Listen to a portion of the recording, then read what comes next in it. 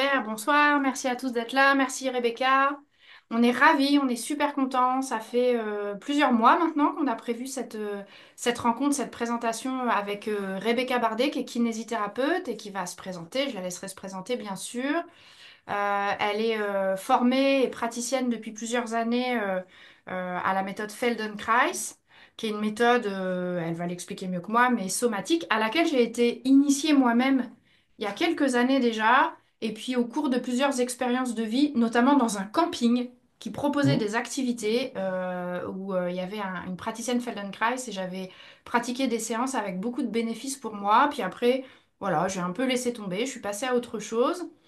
Et quand j'ai vu le travail de Rebecca autour de l'intégration des réflexes, parce que Rebecca est aussi formée autour de l'intégration des réflexes et a fait des cours d'IMP avec nous, et quand j'ai vu ce qu'elle avait mis au point en complément et l'inspiration de la méthode Feldenkrais dans toutes les propositions qu'elle fait, aussi bien pour le travail en individuel et en groupe avec les patients dont elle s'occupe en tant que kiné, et aussi dans les formations qu'elle a créées autour de tout ça, je me suis dit, bah, je vais me former avec Rebecca. Donc j'ai suivi une de ces formations plutôt destinée aux enfants, que je vous recommande, mais elle nous donnera toutes ses casquettes et toutes ses activités quand elle se présentera ou peut-être à la fin.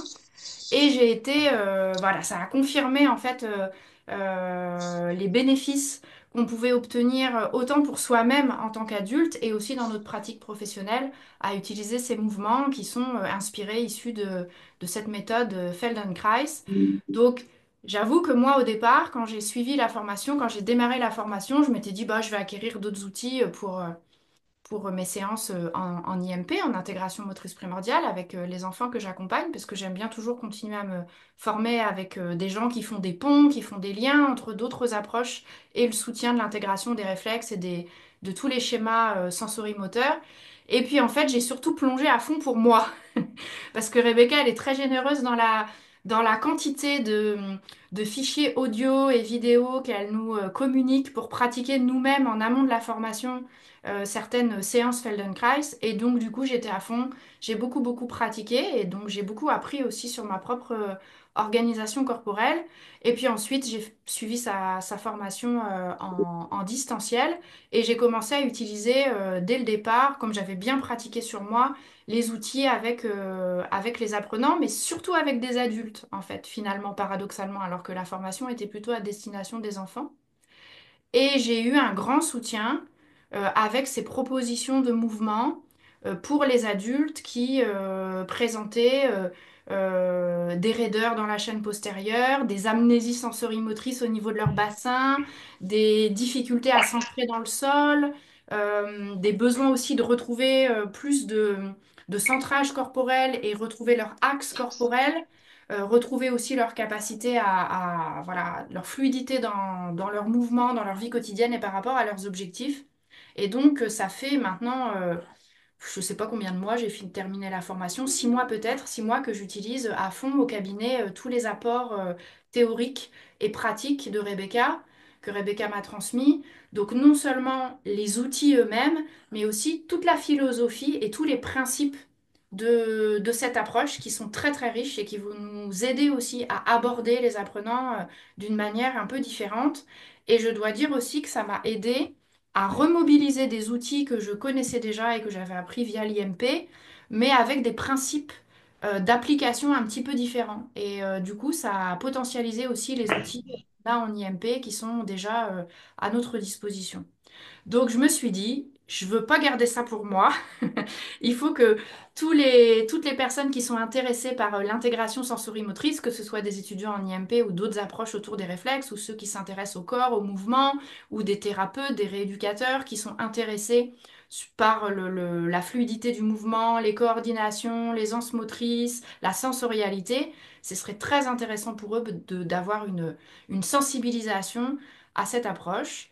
Et voilà l'origine de l'invitation aujourd'hui de Rebecca pour vous présenter son travail.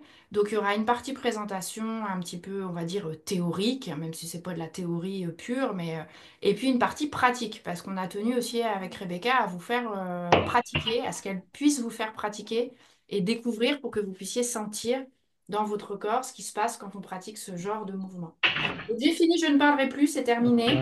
Voilà, voilà. Et on accueille Ouais, Rebecca on et accueille Rebecca. on va présenter et faire ta présentation. Ouais, Rebecca, le ouais, micro, Un micro peut-être? ouais, j'essaye de voir qui c'est qui a son. Ah voilà, voilà, couper le son. Voilà, c'est fait. Voilà, bonjour donc bienvenue Rebecca, et on teste la parole et on est super content de t'avoir ce soir et merci d'avoir accepté cette petite soirée avec nous. Bon, en tout cas, merci beaucoup pour votre invitation. Et merci Ludivine, tu vois, tu m'en avais un peu parlé de ce que tu avais apporté la formation, mais là, quand je t'écoute, je me dis, waouh, c'est tout ce que j'aime transmettre. Et je le dis, moi, que la méthode Feldenkrais, c'est pas juste des mouvements, etc. Mais de voir que ça passe, que c'est vraiment compris comme ça, bah, voilà, c'est super d'entendre ça. Donc, merci beaucoup pour ton Plaisir. retour.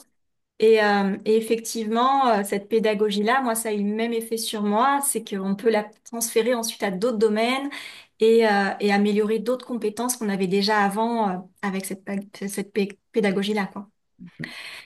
Donc, je vais partager mon support qui va m'aider à garder le fil de la présentation. Alors,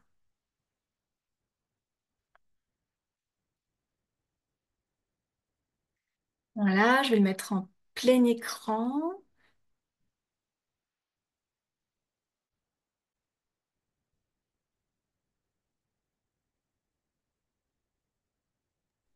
Voilà, j'imagine qu'il s'affiche pour tout le monde. Et puis, si jamais ça passe Alors, pas, ça moi, je s'affiche, décide. mais c'est pas en plein écran. Là, on voit ta. Ah si, ça y est, c'est bon, c'est bon. Donc moi, voilà, je m'appelle Rebecca Bardet, je suis kinésithérapeute et formatrice, donc kiné avant d'être formée à la méthode Feldenkrais, et je ne suis pas praticienne Feldenkrais, pour la personne qui demandait ça. J'ai pas le titre de praticienne parce que j'ai pas fait l'école sur 4 ans. J'ai fait des cursus parallèles, donc j'ai fait 2 ans avec Françoise Figuière, j'ai fait 3 ans. Donc Françoise Figuière, elle était elle-même kiné, j'ai commencé avec elle, donc elle était kiné et praticienne Feldenkrais et Feldenkrais Trainer, c'est un stade au-dessus. Donc j'ai commencé avec elle, qui avait une vision très fonctionnelle, très kiné de la méthode Feldenkrais. Donc moi, c'est bien, ça m'a aidé à faire une transition. Et ensuite, j'ai continué avec Russell Delman. Donc là, il était aussi Feldenkrais Trainer. Et puis lui, il avait une pratique très personnelle de la méthode Feldenkrais. Il a intégré à la méthode Feldenkrais la méditation de pleine conscience et le focusing, une technique d'auto-hypnose. Donc ce cursus de 3 ans était sur le focusing, la méditation et la méthode Feldenkrais. Et ensuite, avant de continuer à la méthode Feldenkrais, je me suis formée au réflexe archaïque avec vous. J'ai suivi trois formations, c'était en 2018 avec vous. Et ensuite, je suis allée me former en Allemagne avec Jérémy Kravs. Et lui, c'est la méthode Feldenkrais appliquée à la neuropédiatrie. Euh, Parce que la méthode Feldenkrais, moi, dans mes 5 premières années de formation, donc je travaillais beaucoup avec les patients douloureux chroniques. Donc, j'arrivais très facilement à le pratiquer en groupe, en individuel, avec des adultes. Quand j'ai commencé la pédiatrie il y a 10 ans, donc j'ai aussi tout un cursus de formation en kiné pédiatrique. Il m'a fallu un temps d'ajustement pour savoir comment l'appliquer avec les enfants. Et c'est là où j'ai fait la formation sur les réflexes archaïques, où déjà j'ai trouvé un peu plus d'outils pour travailler avec les enfants. Et ensuite, quand j'ai fait la formation de 2 ans avec Jérémy Krauss, c'est là où j'ai vraiment pu affiner le guidage par le toucher, euh, inspiré de la méthode Feldenkrais, et du coup adapté à la neuropédiatrie. Donc là, c'est vraiment une initiation, puis c'est la même chose dans mes formations. Des formations de 2 ou 3 jours, pour moi, ça reste des initiations, des présentations de la méthode Feldenkrais. Moi, en tout, si on cumule tout, j'ai plus de 8 années de formation juste dans la méthode Feldenkrais, de formation continue. Donc c'est vraiment une méthode qui s'apprend, qui demande du temps pour vraiment intégrer comme tu l'as fait pour soi en premier. Je pense que c'est une méthode qu'on ne peut pas transmettre si on ne la vit pas pour soi. On peut cette méthode-là l'intégrer de différentes manières. On peut très bien extraire des mouvements et proposer juste des mouvements. Et puis ça peut être très bien, hein. Mais pour moi, du coup, ça reflèterait pas forcément la méthode Feldenkrais, si c'est juste prendre un ou deux mouvements et les copier-coller. Mais du moment que ça apporte des bénéfices, il n'y a aucun problème. C'est juste que pour moi, c'est pas, voilà, c'est pas du Feldenkrais. Donc dans ma pratique actuelle, je continue toujours les soins des patients douloureux chroniques et j'ai surtout développé la neuropédiatrie. Et j'ai quitté mon cabinet kiné de ville. Maintenant, je travaille dans ma ferme avec mes chevaux. Donc, j'ai aussi développé l'hypothérapie et avec les chevaux, je développe, c'est vraiment la méthode Feldenkrais qui m'a aidé à développer mon travail avec les chevaux. Et les réflexes archaïques aussi d'ailleurs. Enfin voilà, dans le travail avec les chevaux, on repère plein de, de réflexes très facilement. Et du coup, c'est les enfants neuroatypiques que je reçois chez moi dans le cadre de ma ferme où j'associe la kiné en cabinet avec tout ce travail sensorimoteur et le travail avec les chevaux. Donc voilà pour ma présentation. Si vous voulez en découvrir plus, j'ai mis le lien de mon site internet. Donc ça, c'est le site internet de mon organisme de formation, prismecorporel.fr. Et vous me trouverez aussi sur tous les réseaux sociaux, à peu près partout. Donc la méthode Feldenkrais, voilà, on va commencer par la définir. Je vais vous parler un peu de sa pédagogie. La pédagogie, on pourra en parler très longtemps, donc je vais juste vous nommer les grandes lignes de ses principes fondamentaux. Et surtout, parce que pour moi, cette méthode-là, juste en parler, enfin, on ne peut vraiment la comprendre qu'en la pratiquant. En tout cas, moi, tant qu'on m'en parlait, je ne comprenais rien. Et même pour avoir lu des livres de Moshe Feldenkrais avant de la pratiquer, j'ai mis bien 2 ou 3 séminaires avant de vraiment comprendre ce que c'était que cette méthode. Donc là, je vais vous proposer vraiment de la pratique pour que ça fasse vraiment sens pour vous, pour illustrer ces principes pédagogiques. Si vous avez des questions, peut-être au fur et à mesure, n'hésitez pas à les mettre dans le chat. À la fin, il y aura un temps pour répondre aux questions. Et voilà, si vous les mettez au fur et à mesure, ça évitera de les oublier.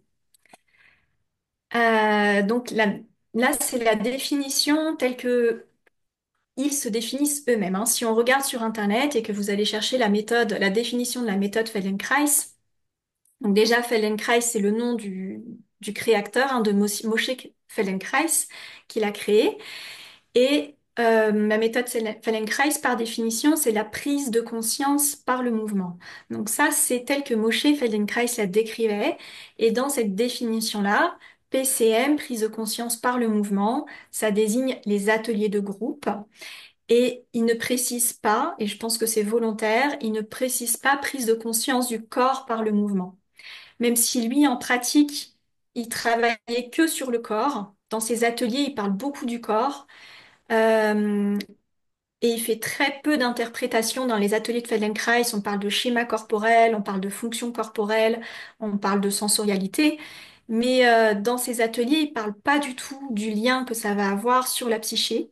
Mais par contre, si vous lisez ses livres, il en parle beaucoup plus dans ses livres. Et lui, c'est ce qu'il cherchait. Il cherchait vraiment à soutenir par le corps la liberté individuelle. Donc c'est pour ça que je pense que dans la définition, ça reste très large, prise de conscience par le mouvement. Ensuite, il y a aussi le terme IF, c'est intégration fonctionnelle. Et ça, c'est les séances individuelles. C'est le nom donné aux séances individuelles pour transmettre la méthode Feldenkrais. Donc la méthode Feldenkrais, elle peut se transmettre soit par le mouvement guidé verbalement, soit par le toucher. Mais les deux suivent la même pédagogie, la même approche, les mêmes mouvements. Dans la formation de 4 ans, classique en méthode Feldenkrais, il commence en tout cas à l'époque où moi j'avais commencé à transmettre, à apprendre plutôt, ils attendaient 2 ans de pratique de mouvement avant de commencer à transmettre le toucher. Euh, et moi, dans ma formation avec Françoise Figuère, c'était que la 2e année qu'on commençait à toucher. En tout cas, pour moi, c'était parfaitement adapté parce que j'étais juste débutante kiné et c'était tellement tout nouveau pour moi que commencer un toucher de ce type-là très tôt, je pense que j'aurais pas capté la subtilité de ce toucher. Euh, donc, dans l'intention des séances, que ce soit en atelier collectif ou en séance individuelle, c'est d'apprendre à la personne qui vient à enrichir sa façon de bouger. Et donc, j'ai mis entre parenthèses de percevoir le monde. Alors ça, on va pas forcément parler, dire, enfin ça dépend peut-être aussi de la sensibilité de chaque professionnel. Mais en tout cas, je me souviens que Françoise Figuère, elle nous disait tout le temps qu'en atelier, il n'y avait vraiment pas besoin d'en parler, en individuel peut-être un peu si la personne en parlait d'elle-même. En tout cas, c'était quelque chose qui n'était pas spécialement abordé dans la formation de base.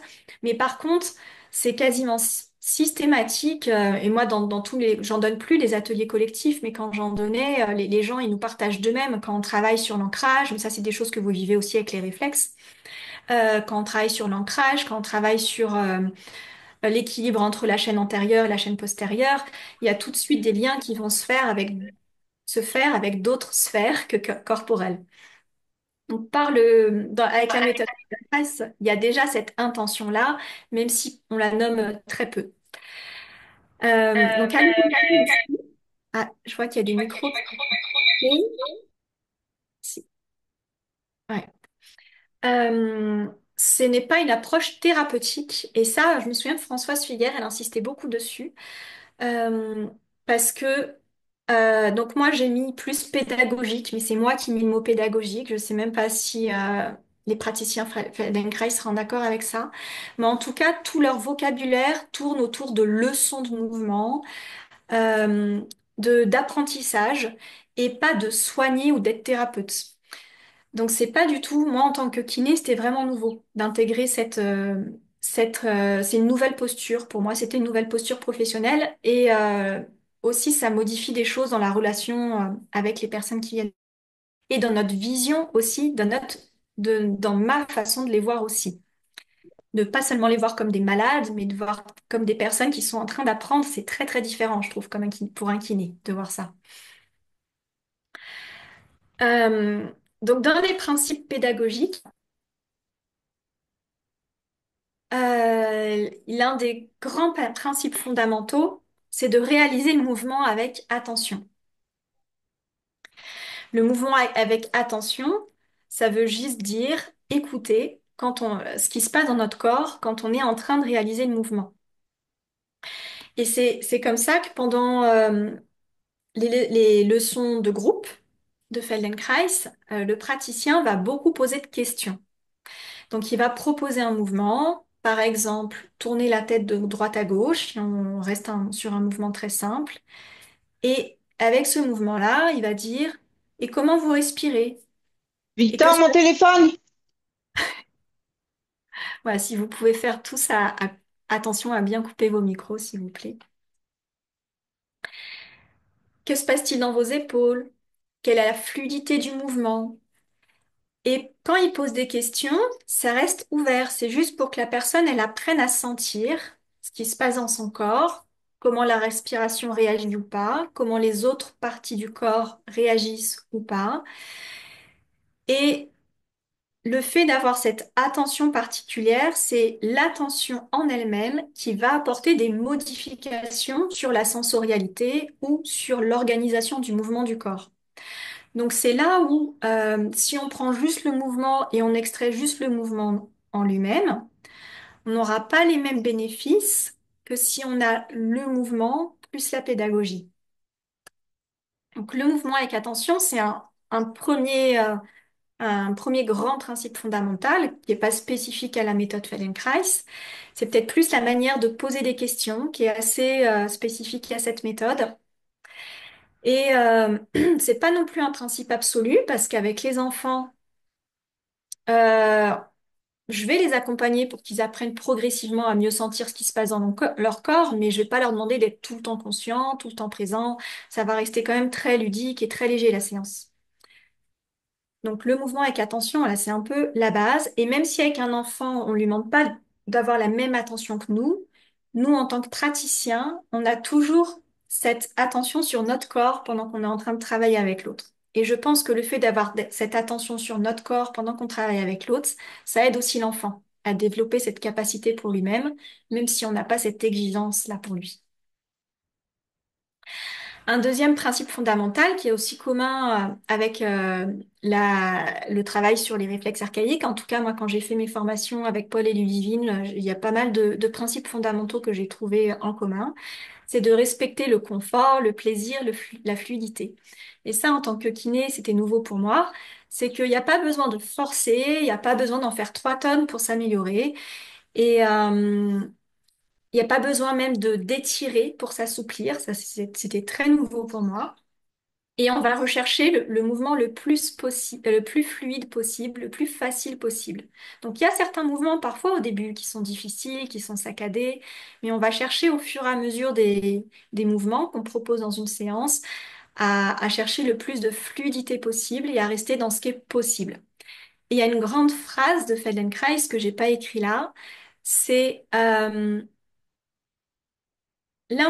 alors l'impossible devient possible. Le possible devient... Ah, je me souviens plus. C'est passer de l'impossible vers le possible qui devient agréable, qui devient élégant.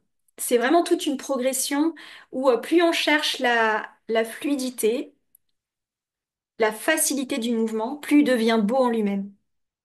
Alors que au final, ce que j'aime beaucoup dire aussi dans les séances de Feldenkrais, c'est que c'est la beauté du geste, c'est pas du tout la première intention des séances, mais très souvent quand les personnes sont dans leur corps et recherchent le mouvement le plus juste pour elles, c'est là où la beauté va émerger. Et c'est ça, je trouvais ça très très beau quand j'animais des séances collectives de voir émerger cette qualité du geste auprès de plein de personnes différentes qui avaient une manière, chacune avait leur manière individuelle de bouger. Et de voir cette beauté émerger, c'était très beau, même auprès de personnes, quand je donnais des cours collectifs, il y avait des personnes de 94, 95 ans, il y avait des personnes très très âgées avec des possibilités corporelles assez limitées, qui bien sûr augmentaient heureusement avec les séances. Euh, alors, un autre principe, et ça pareil, on retrouve dans les réflexes archaïques, c'est on commence souvent par aller dans le sens du schéma. Donc, par exemple, une personne une personne qui a 4 pattes, quand elle tourne la tête à droite, fléchit un coude, quand elle a son réflexe tonique asymétrique du cou non intégré, je cite un exemple au hasard, mais voilà, quand on repère un schéma sensorimoteur immature, plutôt que d'aller directement lui dire fais l'inverse, on va lui dire d'accord, continue ce que tu fais et observe ce que tu es en train de faire. Observe que tu es en train de plier ton coude quand la tête tourne. Observe que ton bassin est en train de bouger. Prends conscience de ton schéma. Et ça, on va l'appliquer à plein d'aspects différents.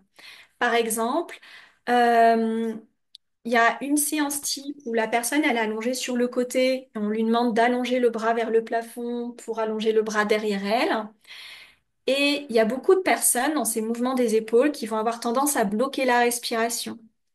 Donc en première intention, plutôt que de dire respirez tranquillement, souvent je vais proposer que se passe-t-il dans votre respiration? Est-ce que vous bloquez la respiration? Plutôt que d'aller à l'inverse du schéma et de demander de tout de suite respirer, prenez conscience de ce que vous êtes en train de faire. Et ensuite, est-ce que c'est possible de faire autrement?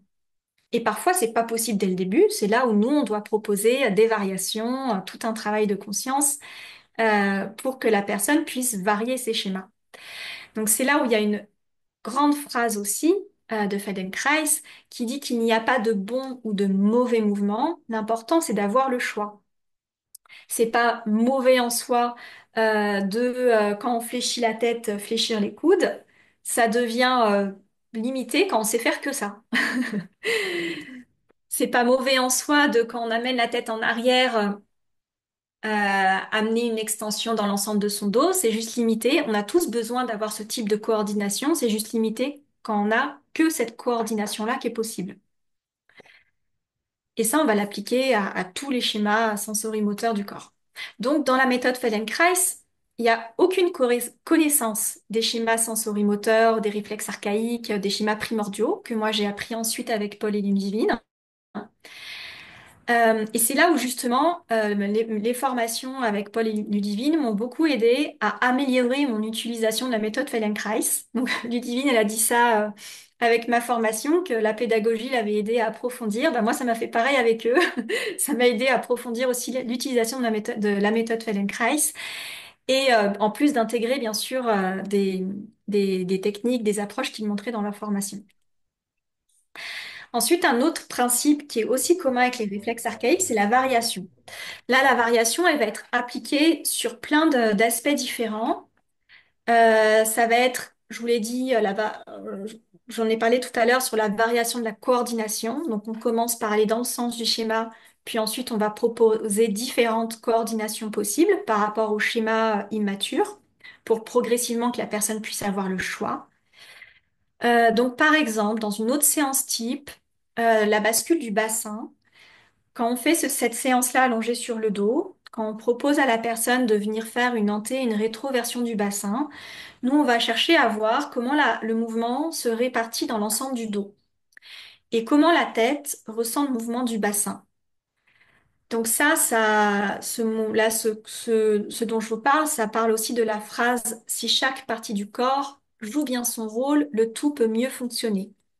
Donc, si on revient à cette séance de la vague, où on regarde la bascule du bassin, il y a certaines personnes, déjà, elles vont manquer de conscience au niveau du bassin. Parfois, on peut observer ça. Il y a certaines personnes qui, quand elles bougent le bassin, la tête ne va pas bouger. Donc, ça va manquer de transmission quand il y a des raideurs dans le haut du dos. Ça peut être en lien avec des réflexes archaïques. Il peut y avoir plusieurs raisons. Le réflexe de Moro peut gêner la transmission du mouvement, par exemple, et figer toute cette ceinture scapulaire. Le réflexe tonique labyrinthique aussi. Souvent, par exemple, chez une personne qui a un réflexe tonique labyrinthique non intégré, quand on propose une bascule du bassin, c'est des personnes qui vont avoir tendance, quand le bassin va en antéversion, la personne va rentrer le menton. Il va être soit tout en flexion, soit tout en extension dans ce mouvement-là. C'est pas seulement le réflexe tonique labyrinthique qui peut expliquer ça, c'est aussi des personnes qui ont appris des schémas, comme la méthode Pilates. Donc encore une fois, faire ce schéma-là tout en flexion, tout en extension, c'est pas du tout mauvais en soi. C'est juste que normalement, de manière physiologique, quand on demande une bascule du bassin en antérétroversion et qu'on demande au reste de corps de rester souple, la personne, elle doit être capable de faire un petit oui avec sa tête, en position allongée sur le dos. Et quand il y a une antérétroversion du bassin, quand le pubis descend, ça va allonger la colonne vertébrale vers le bas, donc le menton va descendre. Et quand le pubis monte, le menton va monter. Donc ça, c'est plein de choses qu'on va regarder. Et ensuite, on va regarder aussi dans ce mouvement de vague si la personne, elle est capable de faire ce mouvement de vague juste avec l'appui des pieds dans le sol, ou est-ce qu'elle utilise à chaque fois ses abdominaux. Et là encore, le réflexe tonique labyrinthique, il va avoir une influence dans la possibilité de la personne d'utiliser soit les abdos, soit les appuis des pieds dans le sol. Une personne qui a un réflexe tonique labyrinthique non intégré, très souvent, elle a du mal à utiliser l'appui des pieds dans le sol et elle fait tout avec sa chaîne antérieure. Et selon ce qu'on va observer dans ce mouvement fondamental de vague, de bascule du bassin, on va ensuite proposer différentes variations ou différents mouvements pour que la personne elle puisse varier ses schémas et aussi pour améliorer la transmission du mouvement dans l'ensemble du corps. Donc pour améliorer la bascule du bassin, on va par exemple proposer des mouvements de rotation au niveau des hanches, des mouvements des omoplates, ou parfois on va aussi proposer des mouvements, d'expérimenter différentes coordinations entre la bascule du bassin et la position de la tête. Et c'est là où on peut aller dans le sens du schéma. Si une personne, à chaque fois qu'elle fait une rétroversion, elle abaisse le menton, on va lui dire, d'accord, vous faites ce mouvement-là, allez dans ce sens-là. Et comment vous respirez quand vous faites ça? Quel effort vous faites? Que se passe-t-il dans vos épaules? Et maintenant, faites l'inverse. Et très souvent, on ne va pas donner la bonne solution. On va poser plein de questions et on va laisser la personne faire sa propre expérience. Et donc en amenant des variations dans les coordinations, là dans cet exemple-là, des variations de coordination entre le bassin et la tête, mais on va aussi amener des variations de vitesse, des variations d'amplitude, On va aussi utiliser le mouvement dans l'imagination et des variations dans l'idéal, des variations de position. Donc, pour améliorer cette fonction d'enroulement, enfin, de bascule du bassin et de transmission de la colonne, dans ce que moi j'avais appris avec Françoise Figuère, dans ma première formation, c'est que pour améliorer une fonction, il faut la travailler dans minimum 3 positions différentes. Donc, par exemple, allongé sur le côté, assis et allongé sur le dos. Ou allongé sur le dos, assis sur une chaise, debout. Donc voilà pour ce principe de variation qui s'implique à plein d'aspects différents, donc à l'amplitude, à la vitesse, j'ai oublié de dire la direction du mouvement aussi, on va souvent varier la direction du mouvement, on va varier les coordinations, on va varier la position de départ, et je crois que j'ai tout dit dans les variations possibles.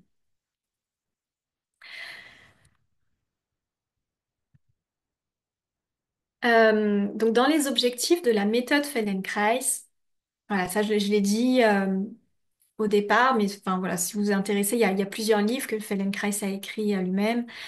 Lui, il parlait beaucoup de liberté et de maturité, la maturité de l'être. Après, moi, dans ce que j'ai appris avec Françoise Figuère, c'était des objectifs très fonctionnels. Donc, améliorer la marche, améliorer l'équilibre, améliorer le lever du bras pour améliorer des activités sportives, euh, la musique. Voilà, ça peut être des objectifs très ciblés sur la fonction. Après, il y a certains, quand je suis plusieurs praticiens Feldenkrais qui parlent d'objectifs aussi psychologiques, qui utilisent la méthode Feldenkrais pour accompagner à la fois sur le corps et sur l'esprit, améliorer la régulation émotionnelle, la connaissance de soi aussi, la confiance en soi, l'estime de soi. Moi, personnellement, ça m'a beaucoup apporté sur tous ces plans-là. Je me souviens qu'à mon premier séminaire de Feldenkrais, quand j'ai découvert le mouvement des omoplates, j'ai découvert aussi comment ma respiration était complètement indépendante par rapport à mes épaules. Et ça m'a fait découvrir tout l'espace de la cage thoracique qui n'était absolument pas conscient pour moi. Et quand j'ai découvert, que je pouvais sentir tout ce qui se passait dedans, bah, ça a changé ma vie dans ma relation à mes émotions. C'est comme s'il y avait un espace où je pouvais les ressentir et du coup, c'était beaucoup moins angoissant. Et donc, au niveau sécurité intérieure, ça m'a beaucoup apporté. Donc en confiance en soi. Et ça m'a aussi apporté au niveau de mon dos, parce que moi j'avais un dos plutôt creux, avec des inversions de courbure, même au niveau cervical. J'ai toujours, ça n'a pas changé la forme de mon dos au niveau du squelette. Par contre, ça a changé ma mobilité et j'ai appris à utiliser le dos rond. Donc ça a largement contribué à la disparition de mes douleurs, alors que je faisais déjà de la kiné avant et des étirements en chaîne musculaire avant. Et par exemple aussi moi je suis cavalière et quand je me souviens de chutes c'était pas que de chutes de cheval, dans d'autres domaines, je me suis dit tiens, j'arrive enfin à tomber en enroulant mon dos. À l'époque, j'étais pas formée en réflexe archaïque, mais je pense que j'avais un réflexe tonique labyrinthique non intégré et d'autres réflexes que la méthode Feldenkrais a naturellement travaillé sur moi. Voilà, donc ça peut contribuer à améliorer la souplesse, l'équilibre. Moi, je parle peu des objectifs psychologiques parce que je suis kiné. Après, les patients m'en parlent, mais du coup, je préfère les patients libres enfin, laisser les patients libres de dire quels effets ça a sur eux. Mais c'est juste parce que moi, je suis kiné, donc du coup, je me sens pas de parler d'autres dimensions que de ma compétence de base, quoi. Alors, quelques exemples pratiques. Donc, on a déjà pas mal parlé du réflexe tonique labyrinthique. Oui, la méthode Feldenkrais, je pense qu'elle apporte beaucoup de compléments pour aller faciliter l'intégration de ce réflexe. Donc, il y a des types de séances qui sont spécifiquement orientées sur l'allongement de la chaîne postérieure. Donc, l'allongement de la chaîne postérieure, ça aide aussi beaucoup pour l'intégration du... Est-ce que vous l'appelez encore comme ça, d'ailleurs, le réflexe tendineux de protection? En général, on préfère l'appeler tout court le réflexe de protection, RDP, on dit. Oui, Ouais, réflexe de protection. Ok, oui, moi je trouve ça plus juste parce que réflexe tendineux de protection en kiné, c'est juste le réflexe qu'il y a dans chaque tendon, chaque ouais, partie c'est du corps. pour ça. Je pense que Ouais. c'était parti d'une erreur, enfin de quelque chose qu'avait dit Paul Denison en Brain Gym, parce qu'il a dû confondre ou il était parti de cette histoire-là, mais ce dont il parlait, c'était plus ce qu'on appelle maintenant réflexe feu rouge et feu vert, que justement c'est un professeur de Feldenkrais qui avait nommé ça comme ça et qui Mhm. correspond à ce qu'on préfère appeler nous un réflexe de protection. Donc avant, voilà, on dit le RDP, réflexe de protection. Ouais. Ok. Donc voilà, c'est des mouvements qu'on peut utiliser pour ce réflexe-là. Et après, dans l'intégration du réflexe tonique labyrinthique, moi, ce que j'ai observé, autant auprès des enfants que des adultes, c'est des enfants qui bougent tout en monobloc, qui manquent beaucoup de dissociation des ceintures, qui, quand on leur demande de rouler sur le côté pour venir se rasseoir, vont toujours avoir les deux jambes collées, sans dissociation entre les deux membres inférieurs. Et vous manquez beaucoup de richesse de mouvement en général. Et donc, il y a vraiment beaucoup, beaucoup de mouvements pour ce réflexe-là, sur toute la dissociation des membres inférieurs entre eux, sur le mouvement des omoplates, les mouvements sur la respiration aussi, parce que c'est un mouvement qui va beaucoup impacter le mouvement du diaphragme. Donc voilà, enfin, ça, c'est un schéma qui demande beaucoup, beaucoup de travail différent, enfin plein de mouvements, de types de mouvements différents. Pour le réflexe tonique asymétrique, du coup, la méthode Feldenkrais, bah, c'est là où elle va apporter, c'est surtout son travail de coordination sur toutes les variations qu'elle va amener pour affiner l'intégration de ce schéma. Moi, je le travaille beaucoup en pédiatrie, ce schéma-là. Je travaille avec enfin, c'est des choses que vous faites aussi, à partir du quatre pattes, à partir du rampé, et allongé sur le dos, dans plusieurs positions différentes. Et même de petite sirène à petite sirène. Je travaille beaucoup de petite sirène à petite sirène parce que c'est petite sirène, je ne sais pas si tout le monde connaît. Chacun à dire deux mots ce que c'est. Ouais. La La position position, assise. peut-être qu'on appelle ça aussi assis. Peut-être que vous Oui. pouvez montrer vous. Je ne sais pas Ah si bah c'est oui, oui, les oui. Bah, sur ouais. le côté. Attends, je me mets comme ça. Si on parle bien de ça, de la position de la petite sirène, Là, quand oui, on est comme voilà, ça, c'est ça. Et il il y a faut qu'on beaucoup va de séances de passer. mouvement. Voilà, Voilà. voilà, comme ça. Ça, Donc c'est c'est quelque chose que j'utilise c'est quelque beaucoup. chose qu'on utilise beaucoup dans ce qu'on appelle les retournements et ça mobilise énormément de choses. Ouais. Et parce que moi, je me souviens, la première formation en kiné pédiatrique que j'avais fait, c'était pour les nourrissons. Et en fait, dans les guidages manuels, elle nous disait que quand il y avait un réflexe, c'est le seul réflexe dont on parlait dans les formations de kiné pédiatrique, c'était le réflexe tonique asymétrique du cou. Et quand il est atypique, le bébé, il va pas alterner, il va manquer d'alternance entre le côté ouvert et le côté fermé. Absolument. Et ça, c'est quelque chose qu'on peut beaucoup retravailler dans ce passage-là de petite sirène à petite sirène. Et souvent, c'est une position facile chez les enfants qui manquent d'attention ou qui n'ont pas trop envie, pas motivés. Je trouve que c'est une position où on peut ramener plein de jeux. Donc, j'aime bien travailler avec ça en plus.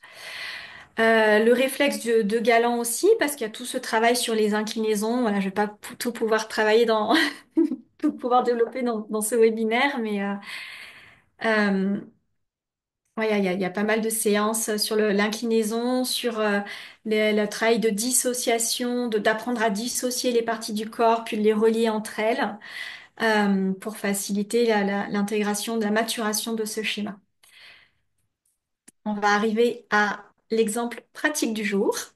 Et peut-être avant l'exemple pratique, je peux répondre si déjà il y a des questions.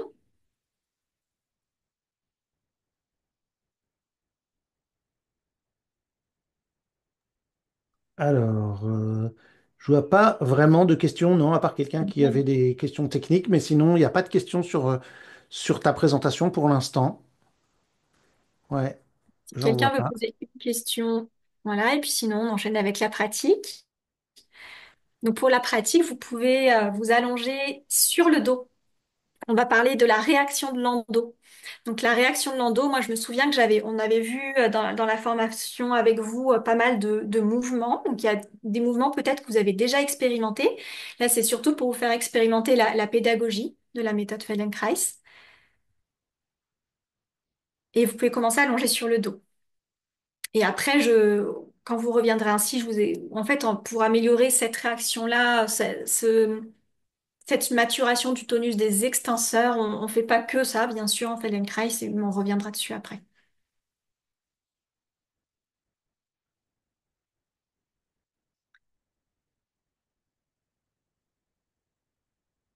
Voilà, donc allongé sur le dos, cherchez déjà une position confortable pour vous.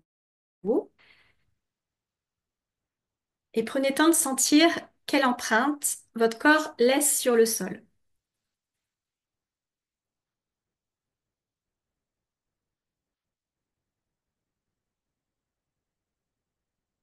Donc ça, c'est quelque chose qu'on fait beaucoup avec la méthode Feldenkrais. C'est toujours commencer par 5-10 minutes de prise de conscience du corps. Et à chaque fois, ces 5-10 minutes qui débutent la séance collective, elles sont commencées d'une manière différente. Il n'y a pas juste une manière d'amener l'attention sur le corps. Donc là, je vais vous en proposer juste une, bien sûr, aujourd'hui. Donc vous allez observer l'empreinte globale que votre corps laisse sur le sol. Si vous deviez dessiner les parties de votre corps qui touchent le sol, coloriées, est-ce qu'il y a plus de parties du corps qui touchent le sol ou qui ne touchent pas le sol?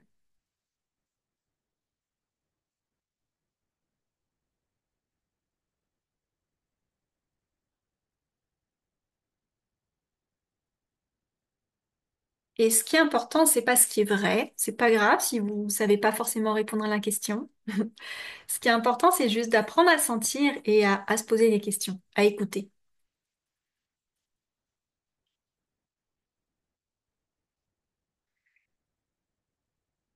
Et ensuite, observez sur ces contacts avec le sol, lesquels de ces contacts sont plutôt durs.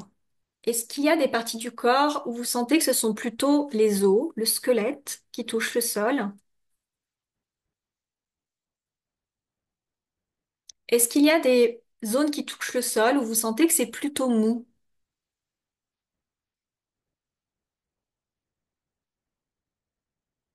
ou c'est plus les muscles? Quand est-ce que c'est le squelette? Quand est-ce que c'est les muscles qui touchent le sol?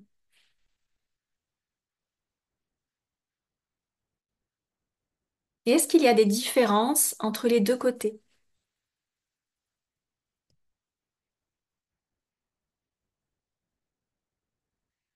Est-ce qu'il y a des parties du corps que vous sentez lourdes, plus lourdes que d'autres?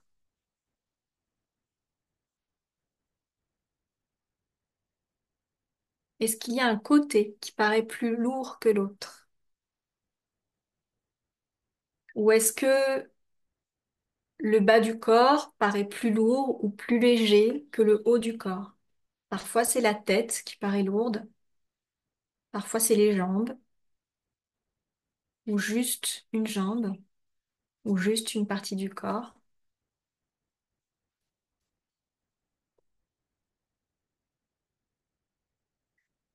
Ensuite, amenez votre attention sur votre respiration et sentez le mouvement de votre respiration.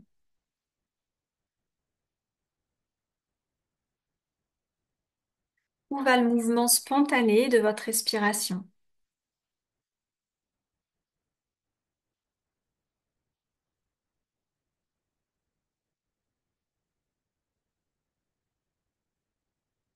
Est-ce que vous respirez plutôt avec le ventre, plutôt avec le dos, ou plutôt avec la cage thoracique? Est-ce que c'est différent à chaque fois?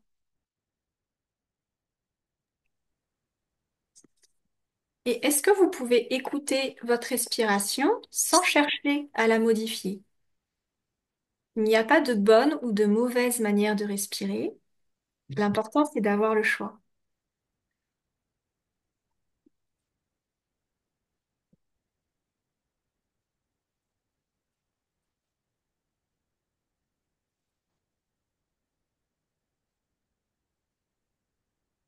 Vous pouvez maintenant vous allonger sur le ventre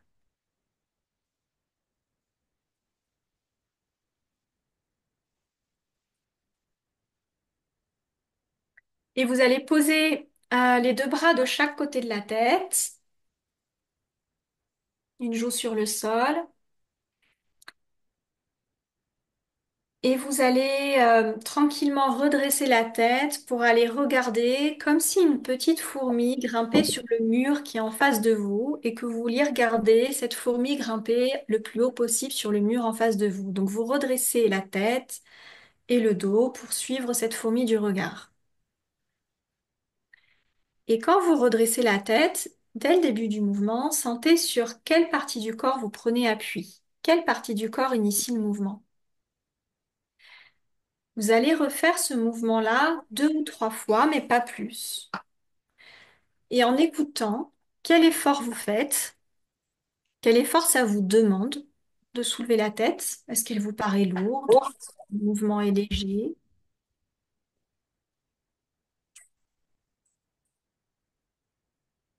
Et quelle partie du corps prend appui? Est-ce que vous prenez appui sur la même zone du début à la fin du mouvement? Est-ce que vos zones d'appui changent au fur et à mesure du mouvement? Et comment vous respirez? Est-ce que quand vous soulevez la tête, vous bloquez votre respiration? Et que font vos jambes?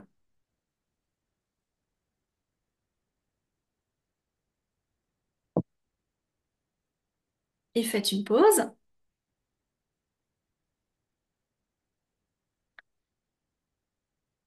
Alors, vous allez mettre vos 2 mains l'une sur l'autre, la main droite sur la main gauche, et vous posez la joue gauche sur votre main droite.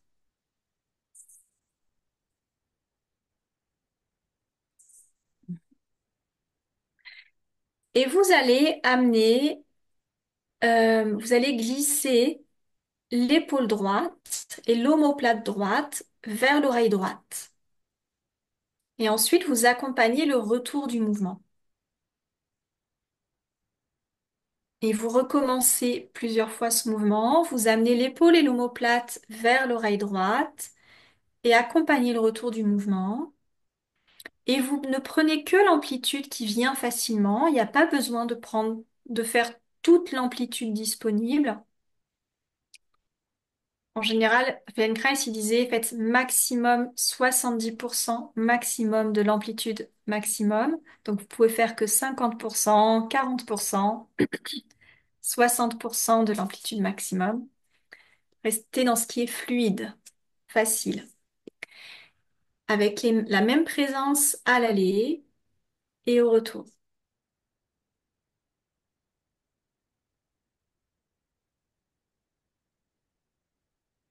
Comment est la respiration?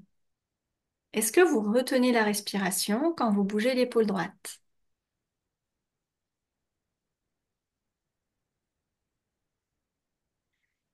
En gardant la tête tournée à droite, vous allez faire le même mouvement à gauche.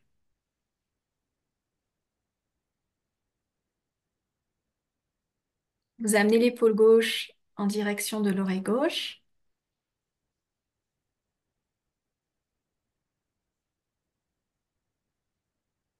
et vous accompagnez le retour du mouvement.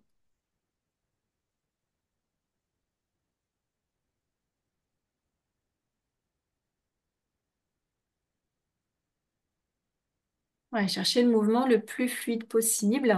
Parfois, il y a des saccades dans le mouvement et c'est normal, hein. C'est souvent quand on a des tensions que le mouvement est saccadé. Et plus vous cherchez à accompagner le mouvement, à fluidifier le mouvement, plus les tensions peuvent se réguler.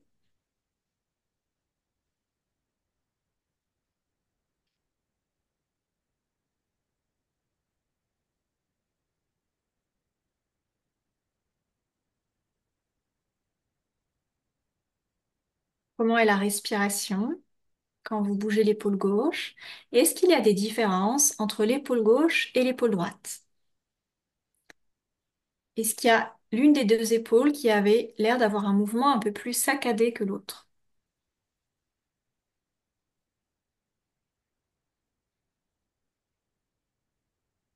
Ensuite, vous posez la joue droite sur le sol, vous posez la tête dans l'autre sens, de l'autre côté,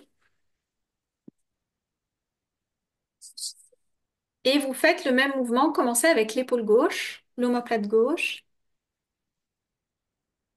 Donc l'omoplate, cherchez à bien visualiser l'omoplate qui glisse sur les côtes, sur la cage thoracique et qui revient à sa position de départ. C'est où la position neutre?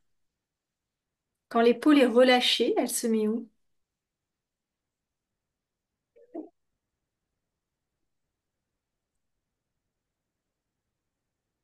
Puis faites le même mouvement avec l'épaule droite.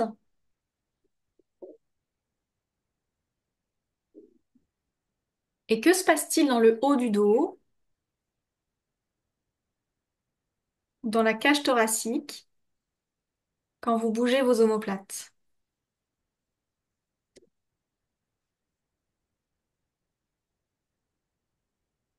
Et ensuite, vous allez alterner. Il y a une omoplate qui glisse vers l'oreille et qui revient. Et quand l'omoplate revient, l'autre monte vers l'oreille.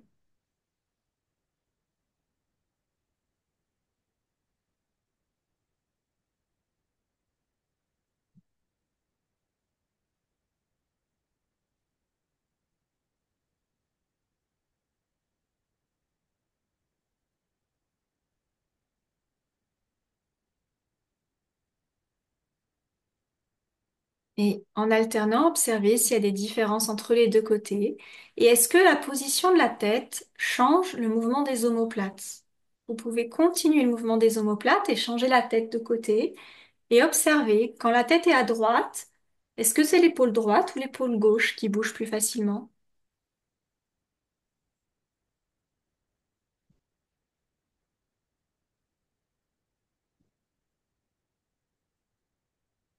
Et faites une pause. Arrêtez le mouvement. Ensuite, vous allez soulever le coude droit du sol. La tête et les mains restent posées.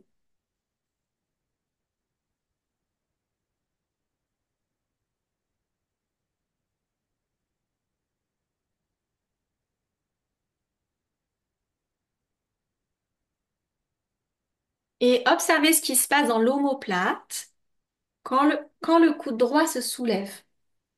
Que fait l'épaule et que fait l'omoplate droite? Comment est la respiration?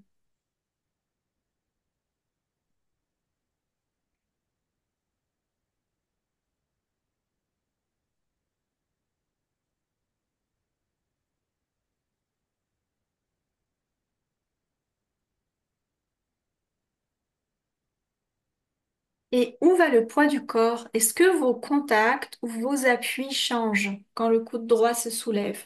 Peut-être pas. Il n'y a pas de bonne ou de mauvaise manière de faire le mouvement. Observez juste ce qui se passe pour vous.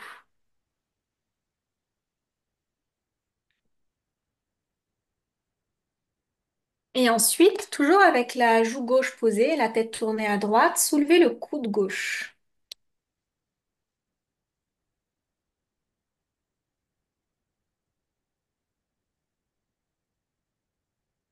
Et comme la tête est tournée à droite, observez, est-ce que c'est plus facile pour vous de soulever le coude droit ou le coude gauche?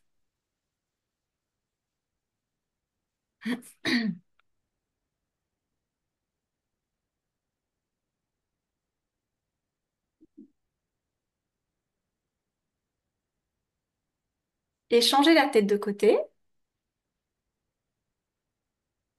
et soulevez plusieurs fois le coude gauche en accompagnant le mouvement.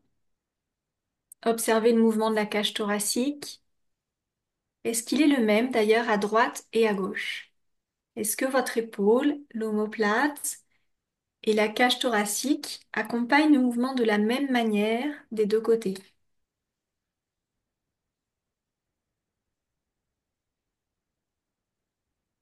En gardant la tête tournée à gauche, soulevez le coude droit.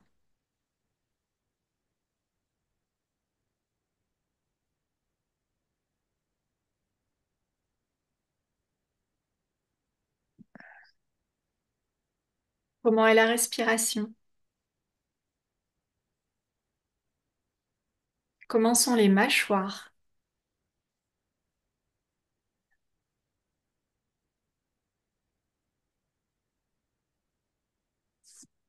Et maintenant, soulevez les deux coudes en même temps.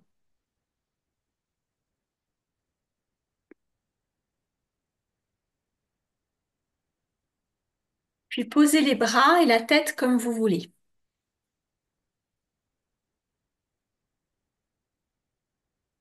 D'ailleurs, vous pouvez revenir sur le dos une petite minute et sentir les effets des mouvements allongés sur le dos.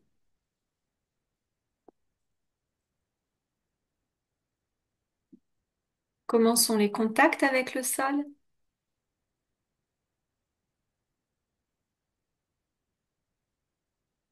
Comment se répartit le poids du corps par rapport à tout à l'heure?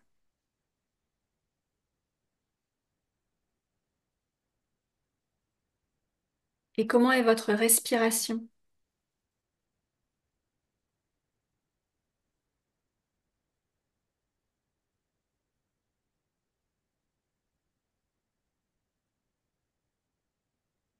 Alors, vous pouvez revenir sur le ventre,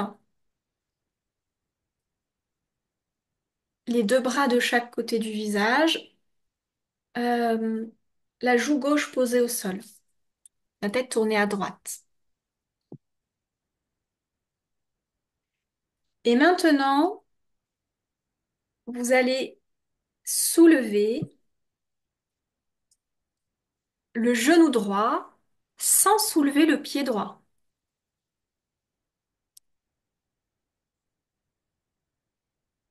Vous soulevez seulement le genou droit du sol, donc de 1 ou 2 centimètres à peine du sol. Et vous posez. Et cherchez ce mouvement-là le plus souple possible. Et vous relâchez entièrement entre chaque mouvement.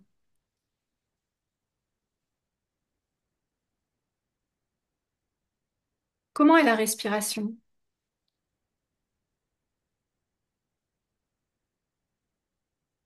Quand vous soulevez le genou droit, sur quelle partie du corps vous venez prendre appui?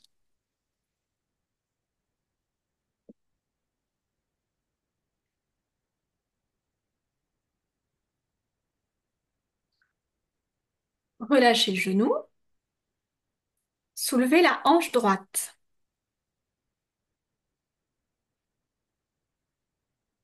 C'est-à-dire que le bassin va légèrement tourner, le nombril va légèrement tourner vers la droite. Vous soulevez le côté droit du bassin et vous le posez. Et toujours chercher à bien accompagner le mouvement. Vous allez à la même vitesse à l'aller et au retour du mouvement. Quand vous soulevez la hanche droite, le genou droit reste posé.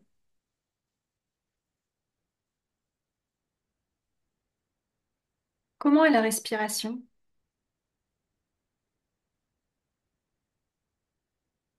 Que fait la tête?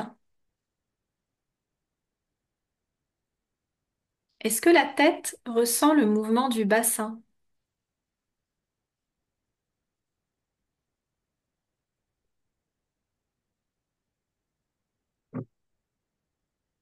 Relâchez la hanche droite. Maintenant, soulevez la hanche droite et le genou droit en même temps. Le pied Pierre, droit est posé. je suis dans le salon. Soulevez la hanche et le genou de 1 ou 2 centimètres du sol. Vous prenez ce qui vient facilement. L'amplitude n'est C'est la pas conférence. grande. Si vous pouvez juste couper.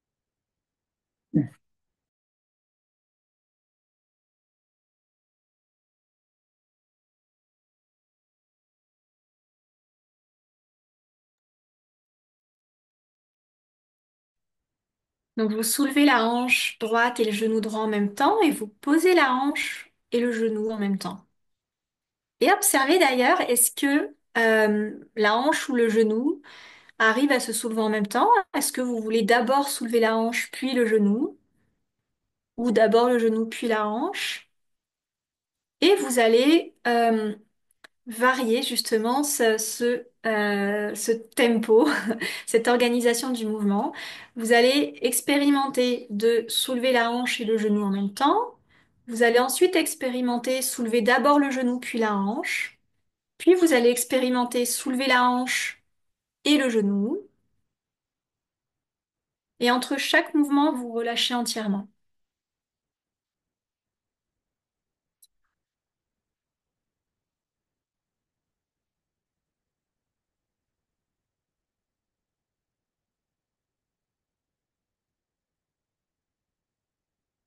Comment est la respiration? Et laquelle de ces coordinations est la plus facile pour vous? Faites une pause.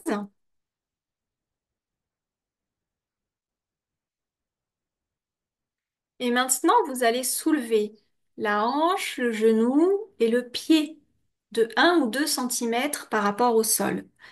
Donc, c'est toute la longueur du membre inférieur droit qui se soulève à peine du sol. L'amplitude n'est pas l'intention. C'est juste le schéma, la manière dont on va s'organiser le mouvement.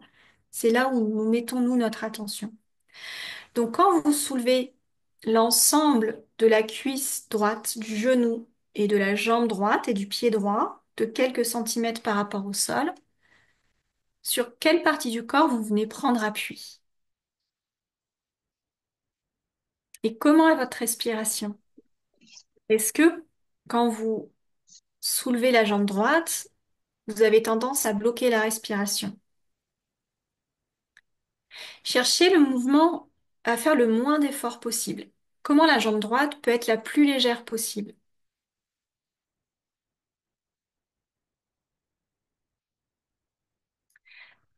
Relâchez la jambe droite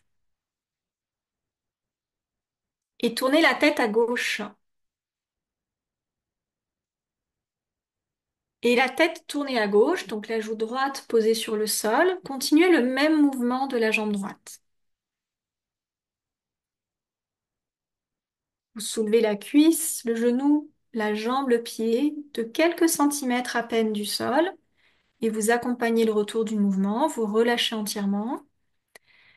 Est-ce que le mouvement est plus facile quand la tête est tournée à droite ou quand la tête est tournée à gauche?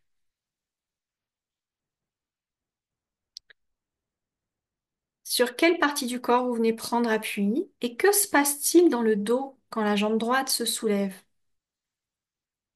Est-ce que le bassin tourne ou est-ce que le bas du dos se creuse?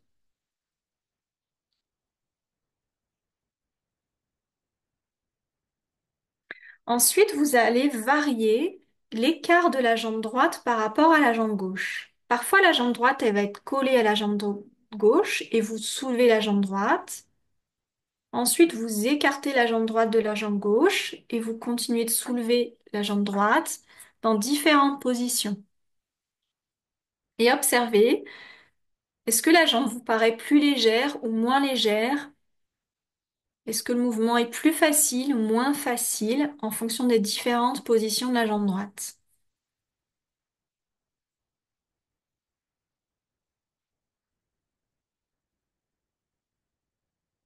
Et faites une pause. Et ensuite, vous allez vous faites le même mouvement à gauche. Donc, vous gardez la tête tournée à gauche et vous soulevez. Vous allez commencer d'ailleurs par soulever le genou gauche, comme on l'a fait à droite.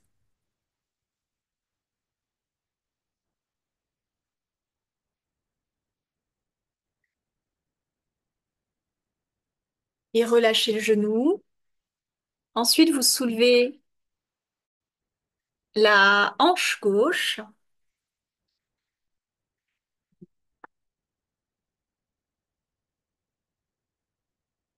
et le genou reste posé.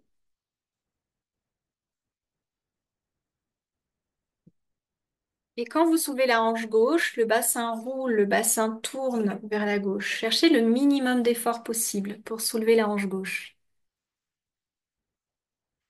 Ensuite, vous soulevez la hanche gauche et le genou gauche.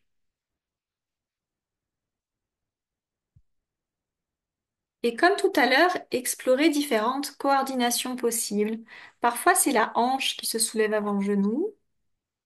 Parfois, c'est le genou qui se soulève avant la hanche, ou les deux en même temps. Quel ordre vous préférez? Est-ce qu'il y a un schéma préférentiel?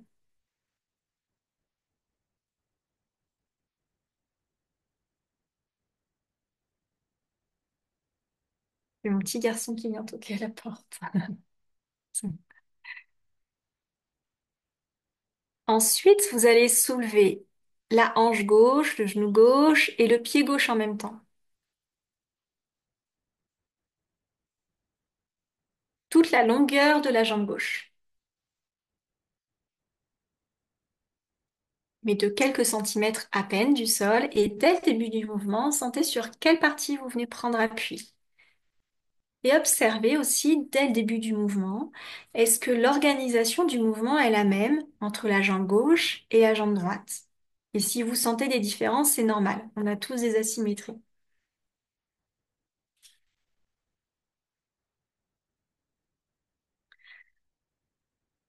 Ensuite, vous pouvez tourner la tête à droite et vous continuez de soulever la jambe gauche.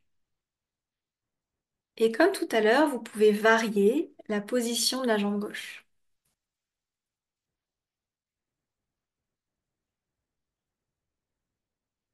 La jambe gauche, elle peut être collée à la jambe droite ou elle peut être un peu plus écartée de la jambe droite.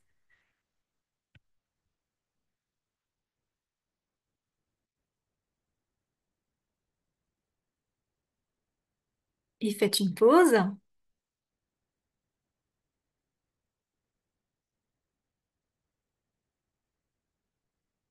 Et ensuite, en gardant la tête tournée à droite, vous allez soulever une fois la jambe droite, une fois la jambe gauche. Vous alternez entre les deux côtés.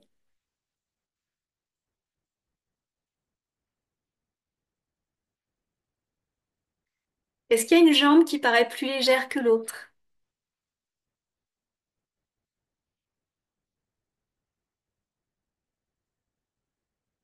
Est-ce que ensuite vous tournez la tête de l'autre côté et vous continuez d'alterner le mouvement des jambes et observez, est-ce que la position de la tête influence le mouvement des jambes, l'organisation du mouvement? J'espère que vous entendez pas mon petit garçon crier derrière.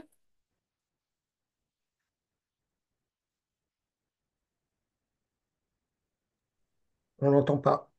On l'entend pas, c'est bon. Il est avec son papa, il n'est pas tout Non, seul. non, on n'entend pas du tout. Euh, et ensuite, vous allez soulever. Alors, vous pouvez mettre les deux mains l'une sur l'autre, le front sur vos mains. Voilà, vous mettez bien le front, donc la tête au milieu par rapport le front sur vos mains. Non, non, Félix. Non, Félix, va voir papa, s'il te plaît. Et vous soulevez le coude droit et la jambe droite en même temps. Coude droit, jambe droite. Et observez sur quelle partie du corps vous prenez appui quand vous soulevez le coude droit et la jambe droite en même temps. Comment est la respiration? Ensuite, soulevez coude droit, jambe gauche.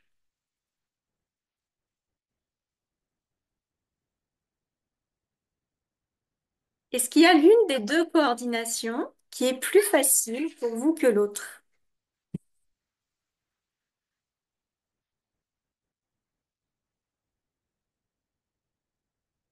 Comment est la respiration?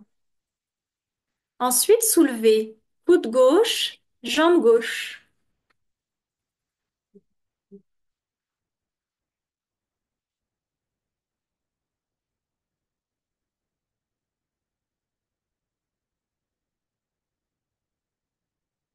Et ensuite, coude gauche, jambe droite.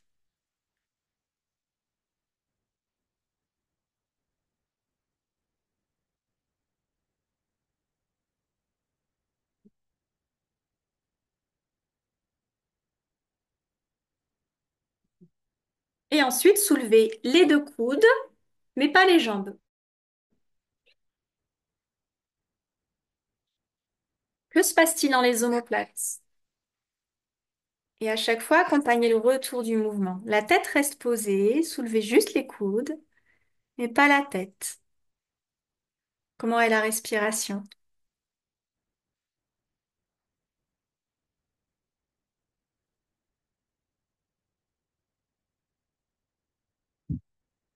Soulevez les deux coudes et la tête, mais pas les mains.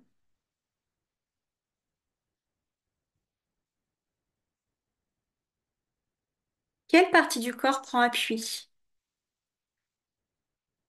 Dès le début du mouvement, dès que vous commencez à soulever les coudes et la tête, sentez votre prise d'appui, voilà, qui initie le mouvement. Sentez comment c'est l'appui qui initie le mouvement de redressement du dos. Ensuite, soulevez les deux coudes, mais pas la tête, les deux coudes et la jambe droite. C'est là où, avec les enfants, je fais tout un jeu de Jacques Addy.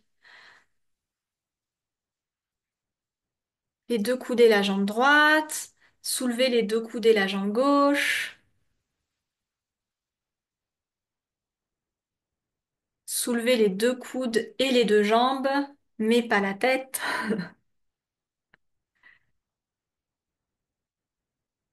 Soulevez les deux coudes et la tête et la jambe droite.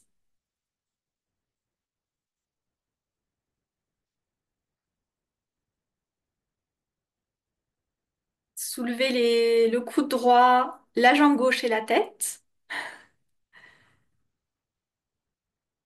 Voilà, on pourrait faire plein de variations autour de ça et à chaque fois aller explorer la respiration, sur quelle partie du corps vous prenez appui. Et ensuite recommencer le mouvement de départ où vous redressez le dos et la tête pour aller regarder cet insecte qui grimpe sur le mur en face de vous. Observez confortablement jusqu'où vous allez. Quelle partie du corps prend appui? Et quel effort vous faites? La sensation d'effort, parce que c'est un mouvement que vous connaissez tous, donc je pense que j'imagine que vous le faisiez déjà tous assez facilement au début. Ça, très souvent, c'est un mouvement que certaines personnes vont faire que à partir des cervicales et qui n'ont pas du tout conscience de tous les extenseurs de leur dos et qui n'arrivent pas à coordonner toute l'extension dans leur dos.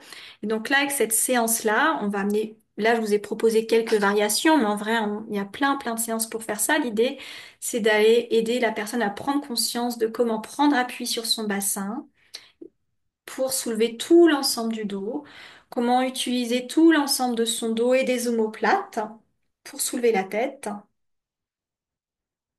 Voilà, comment éloigner le sternum du sol, comment prendre appui sur le sol pour venir redresser le sternum.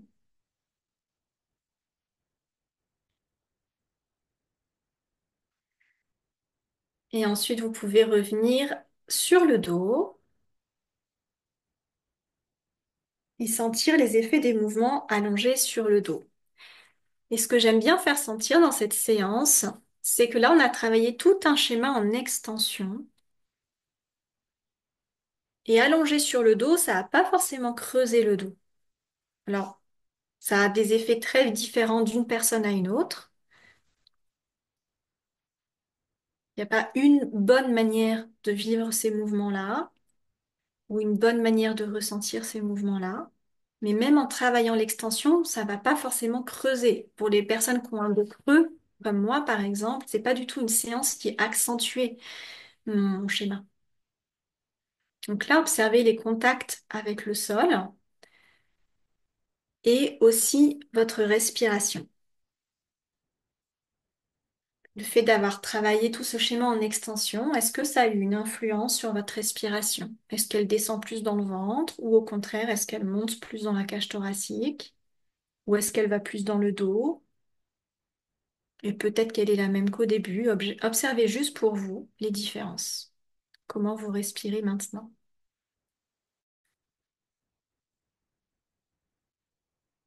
À votre rythme, vous pouvez rouler sur le côté pour vous rasseoir et vous remettre debout. Et prenez quelques instants pour sentir les effets des mouvements debout, dans la marche, la position des épaules, la direction du regard aussi. Où va votre attention spontanément quand vous êtes debout? Et ensuite, on va prendre un petit temps d'échange.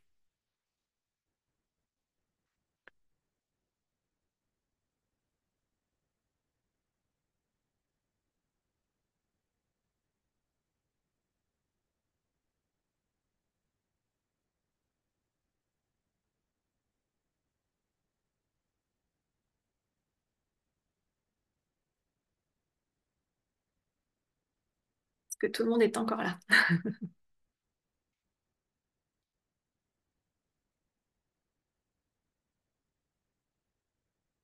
Alors, à un moment donné, il y a eu un commentaire, mais il a disparu, c'est étonnant. Il y a quelqu'un qui a commenté pendant qu'on faisait les mouvements des omoplates, où j'avais posé une question sur est-ce que la position de la tête influence le mouvement des omoplates et la personne avait écrit oui et la position des bras aussi. Donc effectivement, là, je vous ai fait juste explorer la position de la tête, mais en fonction de si les bras sont plus hauts, plus bas, plus écartés, ça va aussi influencer le mouvement des omoplates. Et c'est tout ce qu'on explore au fur et à mesure des séances. Voilà, si vous avez des retours, des questions, est-ce que vous avez senti des différences avant-après? Je suis curieuse de savoir. Est-ce que ça amène des éléments nouveaux, Est-ce que ça éveille une curiosité? Ben, moi, j'ai beaucoup apprécié, enfin, j'ai découvert le chose que c'est un mouvement que je connaissais pas avec toutes ces variantes-là. Je le connaissais de manière plus basique.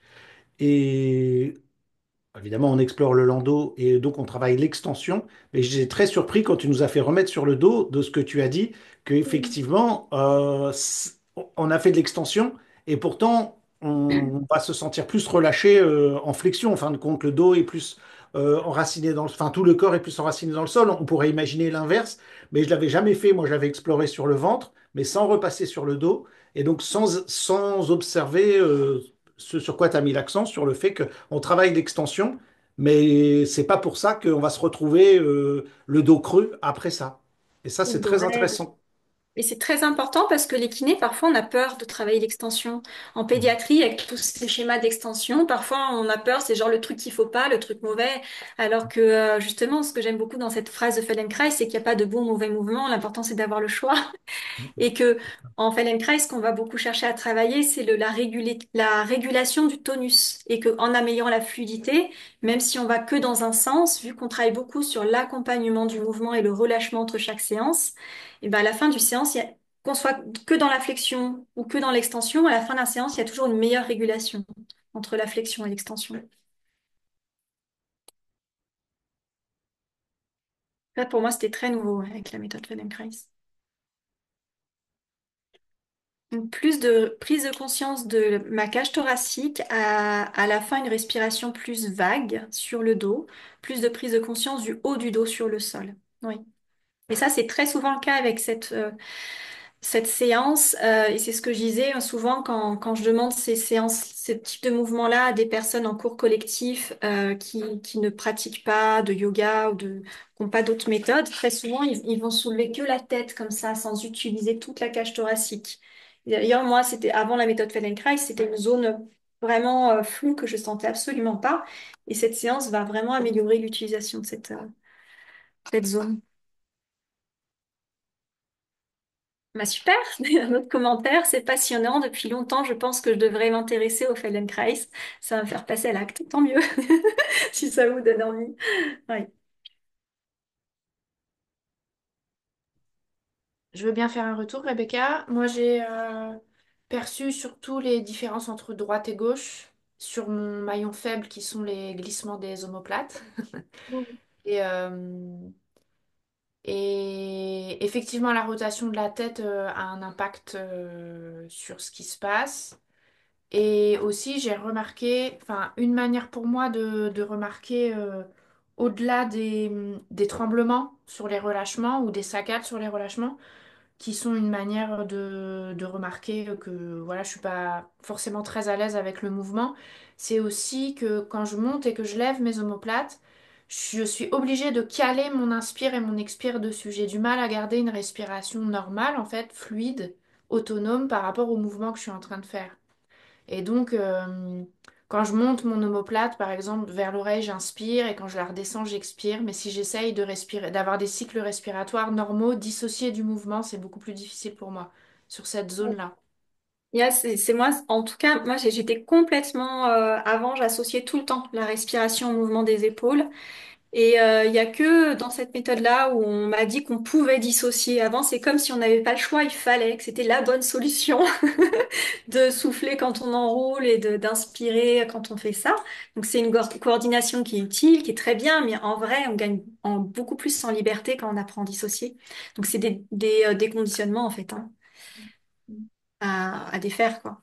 Et ça n'empêche pas, une fois qu'on a défait ces conditionnements, de souffler en roulant et d'inspirer. Ça n'empêche pas de continuer le schéma quand c'est utile. Ouais, des conditionnements ou des incapacités. Enfin, en fait, moi, je pense que là où je manque de choix, c'est soit je respire pas du tout, soit je cale pour m'aider à penser Oui, à respirer ma respiration sur le mouvement. oui. Et donc, bah, le choix qui me, enfin, la liberté l'espace de liberté qui me manque, c'est de pouvoir juste, sur ce mouvement-là particulièrement, continuer à ce que ma respiration soit spontanée pendant que j'écoute mon mouvement. Et ça, c'est encore difficile pour les mouvements des omoplates. Et deuxième retour dans le mouvement sur le ventre aussi, sur les coordinations diagonales, soulèvement coude et jambes en diagonale. J'ai remarqué que sur une des diagonales, la prise d'appui sur le côté opposé était plus floue pour moi en fait. J'avais plus de mal à savoir comment je m'organisais, quel côté était en appui et j'avais du mal à alterner en fait les appuis quand j'alternais les diagonales. C'était très confus à certains moments. Là où c'est Bien. intéressant. Ouais. Parce que là, en fait, c'est une séance que j'ai fait très très courte qui peut être beaucoup plus longue et c'est effectivement travailler toutes ces variations de coordination, ça apporte beaucoup, Ouais, ouais, notamment sur le RTAC, mais pas seulement, ouais, ouais. ouais. Merci. Il y a d'autres commentaires. Il y en a un notamment sur une personne qui a ressenti une douleur à la tête qui s'est dissipée après. Et c'est vrai que le travail sur le ventre, faut être assez vigilant. Donc là, je vous vois pas. Et je me permets de faire cette séance-là parce que vous êtes tous professionnels du mouvement. Mais surtout avec des patients, enfin en consultation, c'est pas le type de séance qu'on peut faire dès le début en général. Et même quand on le fait, il faut souvent rester très vigilant avec les cervicales.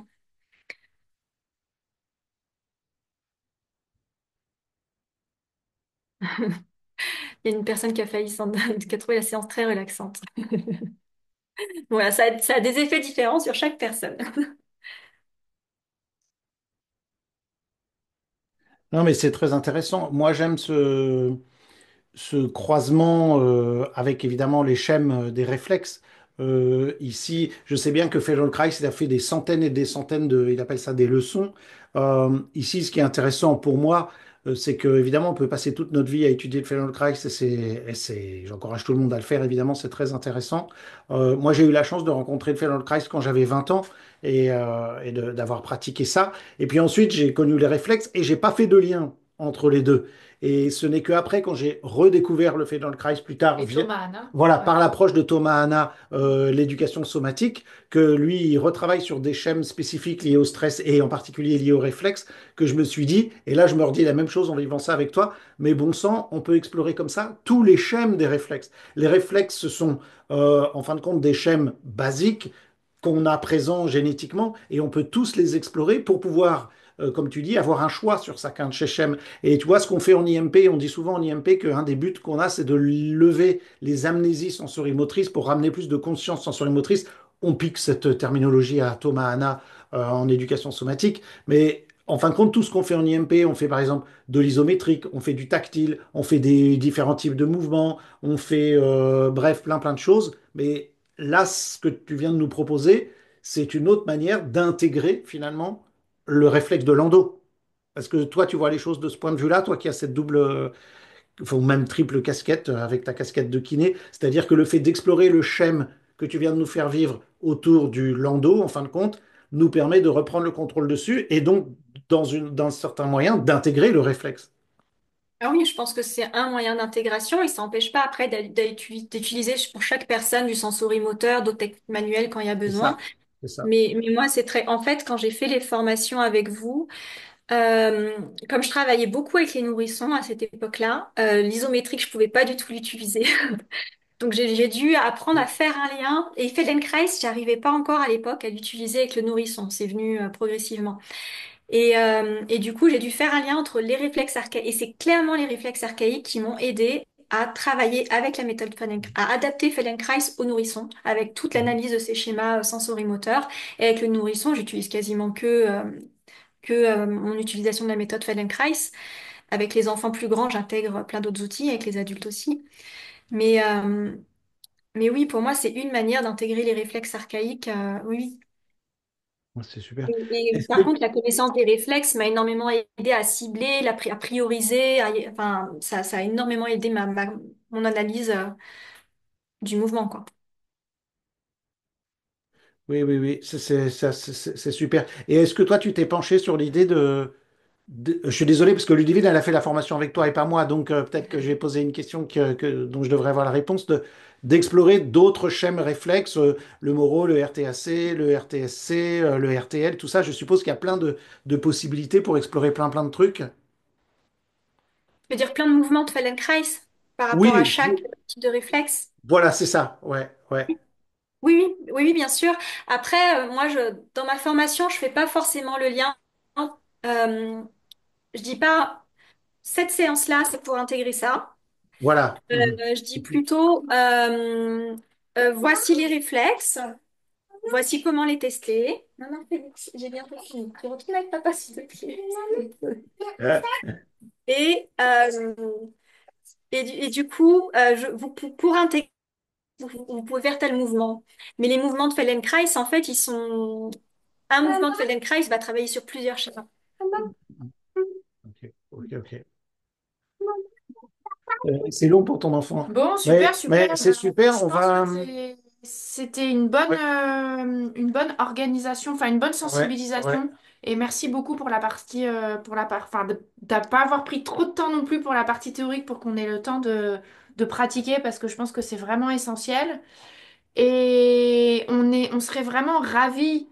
Pour l'instant, rien n'est fait encore, mais si vous avez des demandes particulières à faire à Rebecca, en fait, moi, j'ai une demande particulière à lui faire.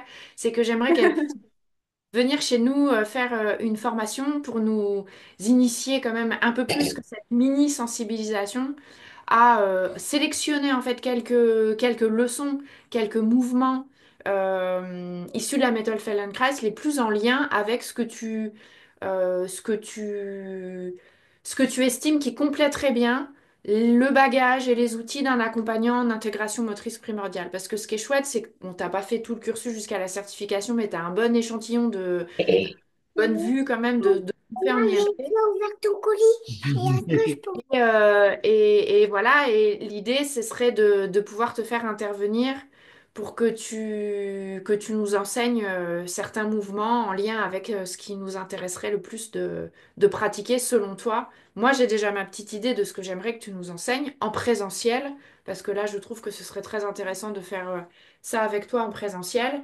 Et donc, ce que je vous demande à tous qui écoutent cette conférence, soit en direct ou soit ceux qui écouteront le replay, c'est de venir vers nous Mhm. de nous dire si vous avez de l'intérêt ou pas pour que Rebecca qu'on puisse monter en fait et organiser cette formation que tu animerais.